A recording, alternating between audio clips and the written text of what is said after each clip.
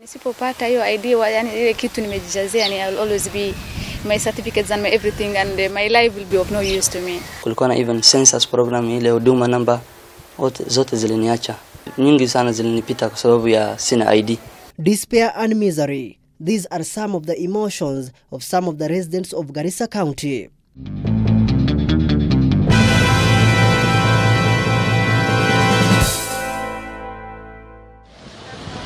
Despite Garissa being marginalized, it plays host to the Dadaab refugee camp. Some of them, though, are Kenyans, 40,000 of them to be precise.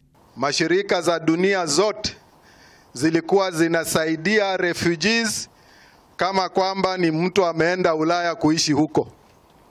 Wanapewa vyakula, wanapewa pahali ya kukaa, wanapewa mambo mazuri mengi, hata wengine wanaruhusiwa kwenda nchi za nje. The United Nations High Commissioner for Refugees UNHCR started aiding those displaced after the Second World War.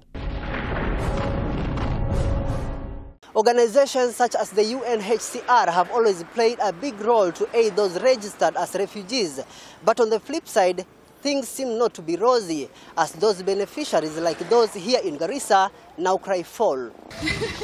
In 2009, 22-year-old Anna Babdullahi registered with the UNHCR as a refugee. The agency would cater for her education, a relief for her struggling parents. We were told they promised a scholarship if you succeed in your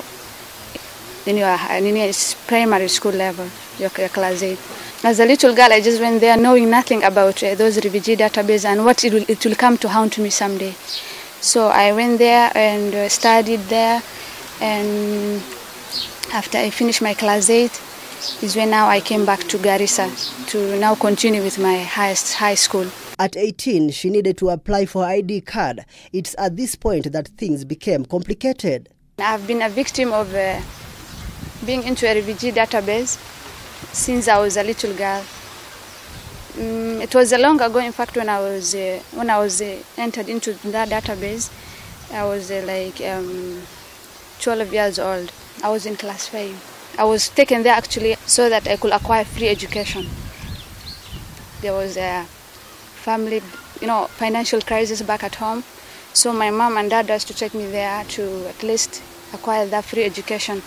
Miles away in Tawakal village, we meet 25-year-old Adam Mire. He registered as a refugee in 2007. In his family of 10, only 4 individuals possess ID cards. Due to that, we didn't get ID. I've tried twice. One was 2013 and the other one was 2017. According to locals and non-governmental organizations in the region, communities living in marginalized areas like northeastern face challenges in acquiring key documents. Nilikuwa nataka join university, lakini wakati na apply waliniambia lazima ukuwe na ID. The first time waliniambia iko process entry. Nilirudi after 1 week tena hivyo. Nilirudi mara nyingi. It has been a big challenge in the Kenyan citizens, especially the Kenyan Somalis who are in Garissa and maybe the whole of northeastern province. However, the government has indicated its willingness in deregistering Kenyans from the refugee database, starting with 14,000 individuals.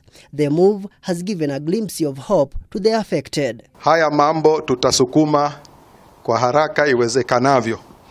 Na tumekubaliana na Bwana Kimodho hata huenda tukabeba hizo forms ama zikafuatishwa tukitoka tu ikafuata nyuma yetu. I think both the community themselves, UNHCR, as well as the government, they are to blame. And as local community-based organizations such as Namati and Haki na Sharia continue sensitizing the public on the effects of double registration, local leaders in northeastern are urging the government to speed up the deregistration process. Tafadhali tunataka hiyo exercise ile ilifanywa wakati wa RRI utufuatilie so tupate hiyo IDs. Hayati Moi alianza hii mambo. Rais Kibaki alikuwa ameona na akasisitiza ya kuwa hii jambo likamilishwe. About 40,000 Kenyans above 18 years are said to lack national identity cards. Majority of those affected being in Garissa County. And now they feel that they are being deprived of their constitutional right. Nixon Kisaka, K24 TV from Garissa County.